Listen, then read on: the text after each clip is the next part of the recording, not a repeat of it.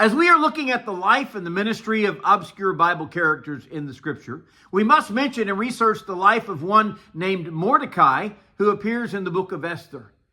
Good morning. This is Pastor Ernie Lewis of the Blue Point Church in Sisney, Illinois, with your thoughts for Tuesday. You know, Mordecai was one of the many Jews who had been carried away into captivity to live in the land of Persia, but he accepted his role in God's kingdom during this time. One note that is interesting is that despite it being included in the canon of Scripture, the book of Esther does not mention God's name one time, nor do they refer to him as their Lord. Now, Esther is a young Hebrew maiden who has been captured in the overthrow of Israel and carried away to Persia also. Mordecai is her cousin, and he has taken on the role of guardian for this young woman and protects her. Over the course of time, Ahasuerus, the king of Persia, expels his queen, Vashti, and begins searching for another one. He finds Esther to be this beautiful young maiden whom Mordecai had groomed for this position, by the way. And while she is serving in her role as the new queen, a wicked man named Haman seeks to have the Jewish people eradicated from their kingdom, and Mordecai gets word of it. He calls upon Esther to do all that she can to protect her people, which, by the way, were God's chosen people.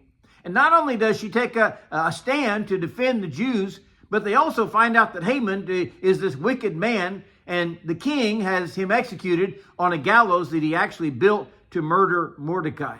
But there are three things I would have you notice about Mordecai during this short book of Esther. First of all, he prods Esther to take on a role or a stand for the Jews, even though it might cost her life.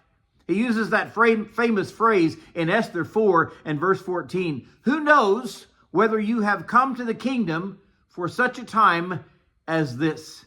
Certainly a phrase we should all consider.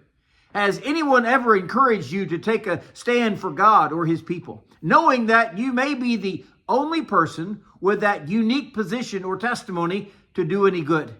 Well, secondly, we read where Mordecai had found out about a plot by Bigthana and Teresh, who were the doorkeepers. They had planned to murder King Ahasuerus, and Mordecai warned the king of this plot. You know, I sometimes wonder if we were living under the oppression of a foreign king and we heard that he might be assassinated, would we warn him? Or would we perhaps think, he certainly had it coming?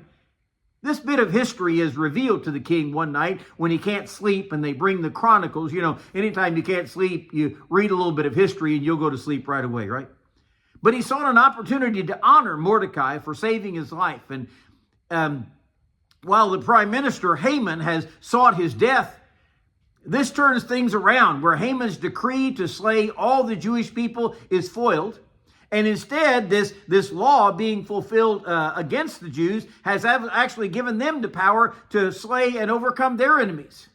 By the way, the third thing that is wonderful, when the Jewish people are saved from certain destruction, and the date of their slaughter, which was the 13th of the month of Adar, becomes actually the day of their redemption, Mordecai praises Esther for everything.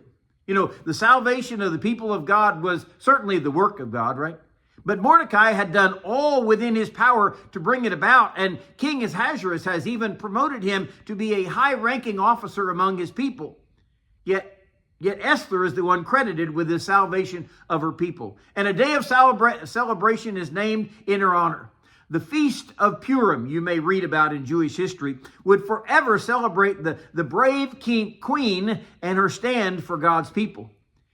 Mordecai even proclaimed this feast on the 13th of Adar, but he left himself out of all this honor. Now, what kind of thing would we do for God or even for his people and never take the praise for it? I think today we ought to seek something that we can do for God and not consider any kind of honor and glory, but realize that God should get all the glory from our lives.